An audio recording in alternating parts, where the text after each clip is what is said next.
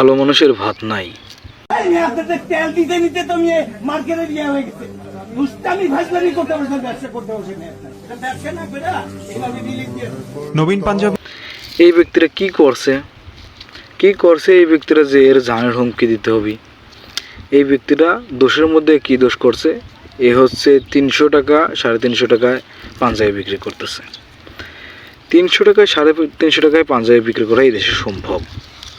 এই দেশে শুধু উনি না, রেড বেল শোরুম আছে এসেতে, মিরপুর 10 শেওড়াপাড়াতে হচ্ছে একটা শোরুম আছে, ওনারাও বিক্রি করে 350 করে।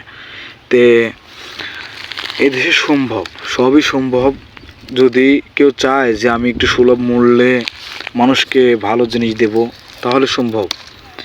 এই দেশে যেখানে হচ্ছে পাট, অহরহর পাট হয়, যেখানে সেখানে পাট হয়, পাট যেখানে হচ্ছে কাঁচামাল, সুতার কাঁচামালই হচ্ছে পাট। তে এদেশে এত এত সহজলভ্য যে ভাবার বাইরে, 1700-1800 টাকা মন পাটের। আর আর এখানকার গার্মেন্টসের কর্মীদের তো আমরা জানি, মানে কি বলবো, গার্মেন্টসের কর্মী মাংনা কাজ করে, রীতিমতো মাংনা কাজের উপর দিয়ে চলে। অত 300 টাকা দিন মানুষের, মানে 300 টাকা একদিন যদি একদিন একটা এক্সপার্ট যদি কাজ করে, তাহলে পাঞ্জাবি বানাইতে পারে, মনে করো যে মোটামুটি তাও 10-20টা পাঞ্জাবি মনে হয় বানাইতে পারবে। আমি যে শিওর জানি না, তবে বানাইতে পারবে। তো এই দেশে যে 300 টাকা 350 টাকায় দেওয়া সম্ভব, তা কিন্তু বোঝা যায়। তে দোষ কী হয়েছে? এর দোষ হয়েছে এ দিল কেন? মানে যদি একজন এই দেশে যদি একটু ভালো কিছু করতে চায়, তাহলে সে জীবনও করতে পারবে না।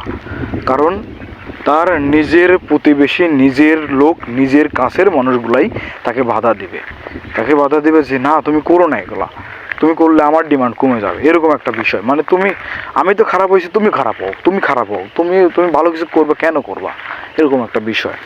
তে এই দেশে মানুষ থাকে না। এই দেশ হচ্ছে মানে নোংরা, এত পিছেটা আমি জীবনে কোনো জায়গা দেখি নাই। এই দেশটা মনে করে মানুষের মন আত্মা কলুষিত, আপনাকে চুষে খাবে এরা। একটা গরিব মানুষের জন্য ধরেন, আমি বলছি যে না যে হচ্ছে উনি কেন ওই করছে, উনি সবার ভাত মাই দিচ্ছে।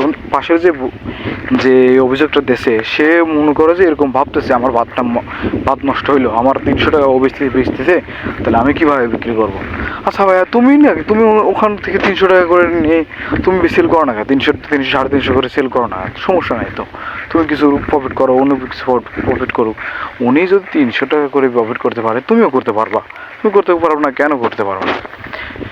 তো হচ্ছে বিষয় যে হচ্ছে আপনার দেশের মধ্যে মানে চাইলেই একজন কম দামে কোনো জিনিস দিতে পারে না। মানে কম দামে আমি দিতে চাই, তোমাকে খাওয়াইতে চাই, কিন্তু তুমি আমি অন্য লোকের কারণে আমি দিতে পারতেছি না, এরকম একটা অবস্থাতে দেশে মনে করো যে হচ্ছে লোকজন সবাই ভালো হলে তাহলে এই জিনিসটা দেশটা ভালো মতো সার্কুলেট করে। একজন ভালো হলে সেই ভালো মানুষটা টিকতে পারে না দেশে। তো হচ্ছে অবস্থা দেশে। মনে করো যে হচ্ছে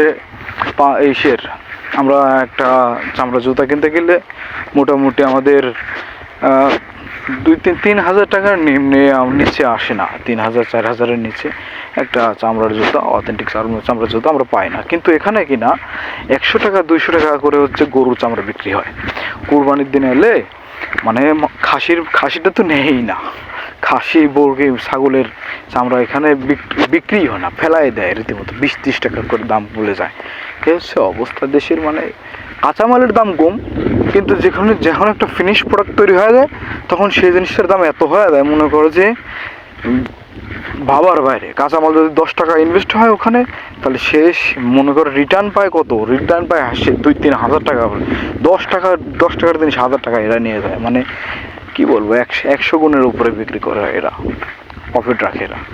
তে অভিযোগ কিন্তু এটার উপর আনা যেত যে হচ্ছে ইলিয়ান কেন হচ্ছে 1000 টাকার জিনিস 10,000 টাকা বিক্রি করে, কিন্তু তা তো আনে নাই।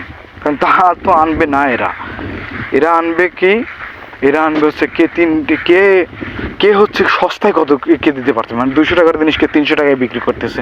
এই জিনিসটা মানে খুবই নিম্ন পরিমাণে যারা হচ্ছে প্রফিট রাখতে চায় তাদের পিছনে বাস দেবে, মানে এই বিষয়টা খুবই খারাপ লাগার বিষয়।